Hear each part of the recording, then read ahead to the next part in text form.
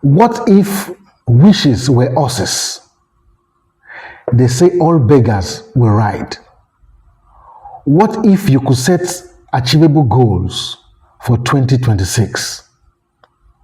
I did a research on why a new wine is not poured into an old wineskin, and the result is amazing. Listen to this. Grapes are crushed to release the juice. At this point, it's a grape juice, not yet wine. When natural yeast or hardened yeast is mixed with the grape juice, the yeast heats up the sugar. Yeast converts sugar to alcohol and carbon dioxide. It is this process that creates heat pressure and expansion. And this process produces new wine. A new wine is a wine that is still fermenting, active, expanding, and releases gases. Now, old wineskin is dry, brittle, and stiff. If you pour a new wine into an old wineskin, what you're going to have is that you're going to lose both the wine and the old wineskin, because the active gases in the new wine is going to put pressure on the dry and stiff old wineskin. And this is why new wine is poured into a new wineskin. A new wineskin is fresh, is flexible, is stretchy, and expands with pressure. The goals you have set for 2026 is the new wine, and you are the wineskin. Which one are you going to be? Old wineskin or the new wineskin?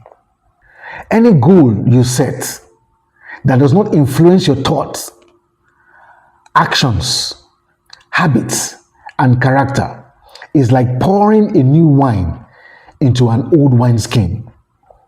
No result that is good is going to come out of it. If you are wondering why Susan was able to achieve our 2025 goals, the answer is simple. Of course, she started with a SMART goal. What is a SMART goal? SMART is an acronym that represents specific, measurable, achievable, realistic, and time-bound. Now, she didn't stop at a SMART goal, and that is where you got it all wrong. Susan had to think of what she must become to accommodate and achieve her SMART goals. She had to draw a plan which she followed daily. Her daily actions developed new habits. That is why you didn't see her in those meetings and gatherings that will not move the needle in her favor. Susan made sacrifices for her SMART goals as if her life depended on it. I know you are smart enough to set SMART goals, but are you ready to change your thinking pattern? Are you ready to make sacrifices for these SMART goals you have set?